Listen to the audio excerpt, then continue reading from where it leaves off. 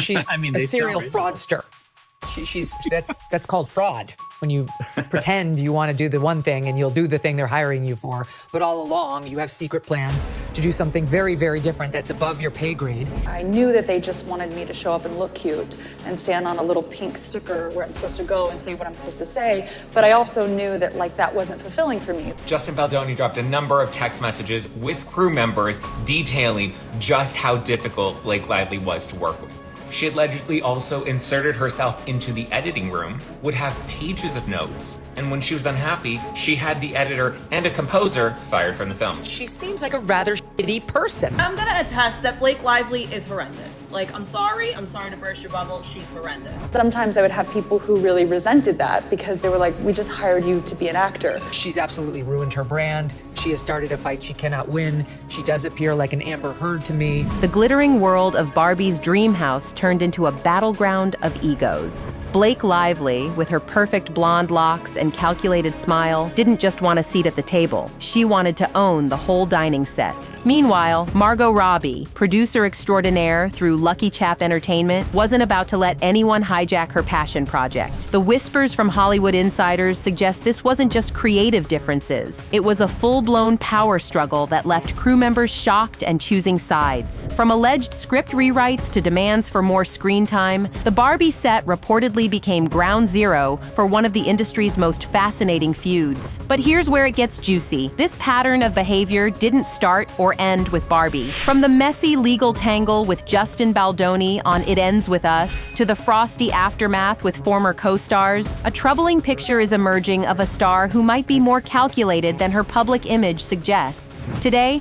we're peeling back the perfectly filtered Instagram curtain to reveal what reportedly happened when Blake Lively tried to outshine Margot Robbie, and how Margot's quiet but strategic response may have changed both of their Hollywood trajectories forever. Is this a case of ambition gone too far, or is there more to this story than meets the eye? The truth, as they say, is stranger than fiction. And in this case, it might just be more dramatic than any movie either of these actresses has ever starred in. The feud reportedly ignited back in 2013 when Margot landed the coveted role of Naomi in The Wolf of Wall Street, a part Blake Lively was rumored to have wanted. At the time, Blake was already a household name from Gossip Girl, so Margot's casting was a shocking coup that catapulted her into stardom and allegedly ruffled some serious feathers. Picture this: Hollywood's pinkest, glitziest dream project, Barbie, was already buzzing with A-list energy. Margot Robbie, both star and producer, was at the helm, steering Greta Gerwig's billion-dollar vision with a steady hand. But behind the glossy magazine covers and pastel press junkets, a different kind of drama was brewing, one that even Barbie herself might call messy. Enter Blake Lively, the perennial golden girl with a knack for stealing scenes and headlines. Rumor had it, Blake wasn't content to just play one of the many Barbies. Oh no, she wanted the lead, the spotlight, and, if whispers are true, a slice of the creative control pie. Some say she was banking on her sisterhood connection with America Ferrera to slide into the dream house, while her PR team spun stories of her as Barbie's natural heir.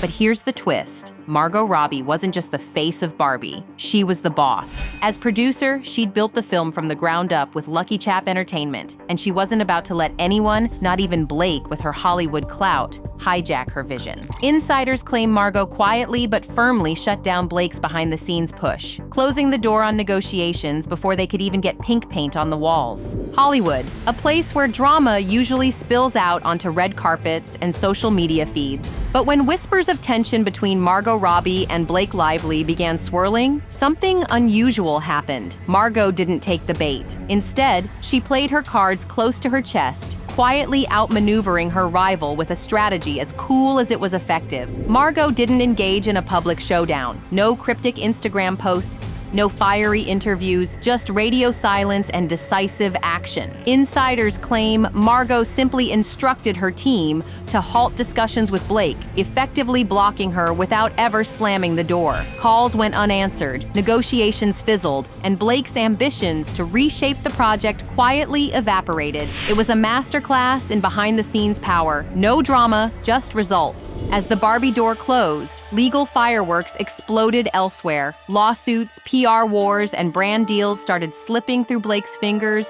while Margot's star only soared higher. The industry, it seems, had chosen its Barbie, and it wasn't Blake. Let's dig deeper to uncover the real insight. Margot Robbie's ascent in Hollywood isn't just a tale of dazzling red carpets and blockbuster roles.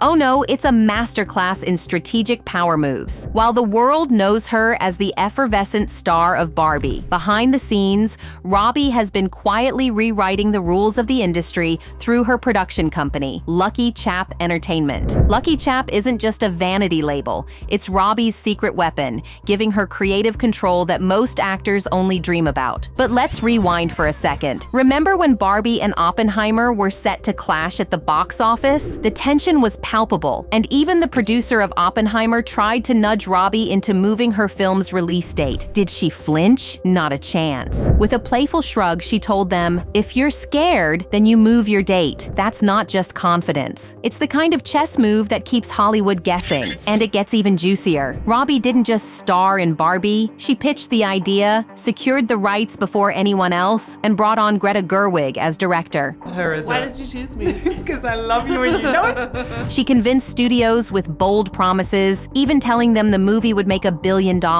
Spoiler alert, it did, and then some. Through LuckyChap, Robbie wasn't just the face of the film, she was the architect, making it impossible for outside stars or studios to hijack her vision. Yet, this isn't a one-hit wonder story. LuckyChap has quietly built a reputation for championing female-driven stories. Think I, Tanya, Promising Young Woman, and the upcoming Life is Strange TV series. Each project is another clue in the mystery of Robbie's rise. She's not just playing the Hollywood game, she's changing it, one strategic move at a time. Fast forward to today, and the rivalry has morphed into a full-blown social and professional divide. Margot and Tom's LuckyChap is riding high on Barbie's success, while Ryan and Blake's ventures, from Deadpool and Wolverine promotions to Aviation American Gin, and even owning a UK football club, keep them firmly in the spotlight. Meanwhile, mutual friends and industry insiders find themselves stuck in the middle, forced to navigate this Hollywood minefield carefully. Insiders reveal that you simply can't be friends with both couples. It's a classic pick-your-side scenario that's fracturing Hollywood's A-list social circles. On one side, we have Margot Robbie and her husband, producer Tom Ackerley, the Aussie-British duo behind the blockbuster sensation Barbie and the powerhouse production company LuckyChap Entertainment. On the other, Blake Lively and Ryan Reynolds, Hollywood's golden couple, juggling their own empire with Maximum Effort Productions,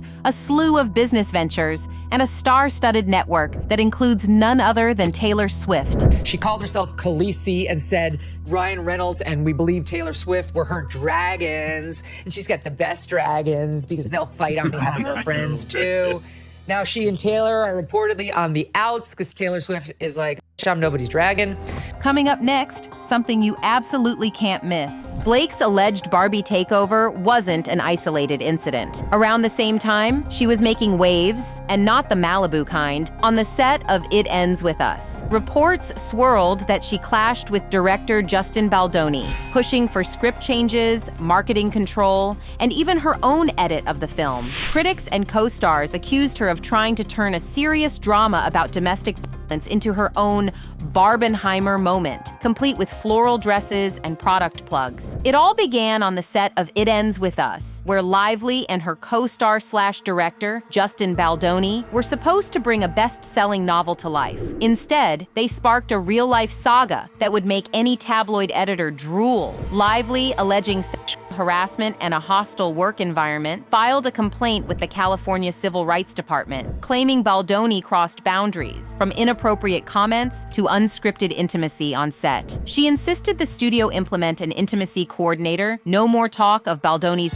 addiction, and absolutely zero new sex scenes. But Baldoni wasn't about to let the narrative slip away. He fired back, not just denying the allegations, but launching a $400 million lawsuit against Lively, her husband Ryan Reynolds, and her publicist, accusing them of defamation and a coordinated smear campaign. His lawyer teased the release of every single text message between the two. I am more than willing to take every single text message that exists out there. Because nothing says innocent like a digital paper trail, right? She has started a fight she cannot win. She does appear like an Amber Heard to me. I've yet to see one of her complaints borne out. In fact, all of the ones I've seen have been undermined by his hardcore proof in text messaging and so on that puts a totally different light on her horrific allegations. Meanwhile, Lively's legal team claimed to have unearthed emails and texts, obtained by subpoena no less, that allegedly showed Baldoni's PR squad plotting to bury her reputation. Enter the term astroturfing, a PR trick that makes a manufactured backlash look like a grassroots movement. Suddenly, social media was flooded with posts painting Lively as controlling and difficult. She seems like a rather shitty person. I have met Blake Lively. I worked with her on Gossip Girl. And I'm gonna attest that Blake Lively is horrendous. Like, I'm sorry to burst your bubble, she's horrendous. While Baldoni's image as a sensitive, feminist ally remained suspiciously squeaky clean. But wait, there's more to the story. Here it is. As the lawsuits flew, so did the subpoenas. Lively's lawyers demanded Baldoni's phone records, hoping to expose the masterminds behind the alleged PR takedown. Baldoni's side, they called the subpoenas flatly false and overly broad, while a judge warned both camps to stop airing their dirty laundry in public. Though, let's be honest, that ship had already sailed. All the while, the public watched, popcorn in hand, as old interviews resurfaced and rumors swirled. Was Lively a diva or the target of a meticulously orchestrated takedown? Did Baldoni weaponize his PR team, or was he the victim of a Hollywood power play? Even Lively's attendance at the SNL anniversary with Reynolds became a headline, with whispers about who would or wouldn't sit with her. And as the legal battle raged, the internet's verdict seemed swift and merciless. Even with castmates and the original author, Colleen Hoover, voicing support for Lively, the tide of public opinion had already turned, fueled by manipulated narratives and resurfaced evidence of past missteps. Every attempt by Lively to address the film's serious themes, whether through social media posts or carefully worded interviews, was met with skepticism, if not outright ridicule. But wait, just as critics sharpened their pens, an old interview from 2016 resurfaced, fanning the flames. In the now viral clip, a visibly irritated Lively rebuffs a journalist's congratulatory comment about her pregnancy, then pivots to challenge why women are always asked about costumes. First of all, congrats on your little bump. Congrats on your little bump. What about my bump? You've got two nice ones. And they are kind of bumps, aren't they? No, not bumps.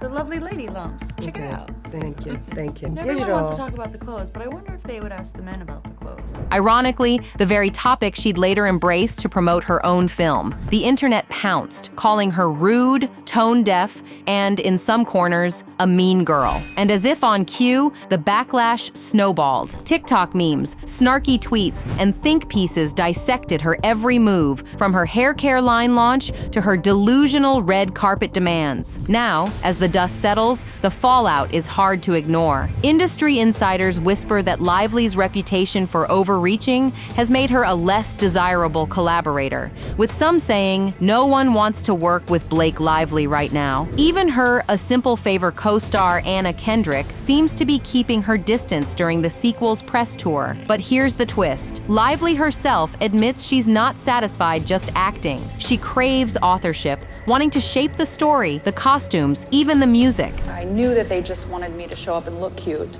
and stand on a little pink sticker where I'm supposed to go and say what I'm supposed to say, but I also knew that that wasn't fulfilling for me, that I wanted to be a part of the storytelling, that I wanted to be a part of the narrative, whether that be in the writing, in the costume design, and creating the character. Sometimes, directors and producers welcome her ideas. Other times, they feel blindsided, as if she's pulling a creative rug out from under them. And yet, in a twist worthy of a Hollywood mystery, Lively's supporters rallied to her defense. They argued she was the real victim, standing up against a toxic environment, and pointed to her professionalism and talent as proof she was being unfairly targeted by a calculated PR campaign. Even author Colleen Hoover and director Paul Feig, who had worked with Lively before, publicly praised her character and work ethic. So, what's the real story here? Is Blake Lively the villain, the victim, or somewhere in between? Tell us what you think in the comments and stick around for more exciting videos.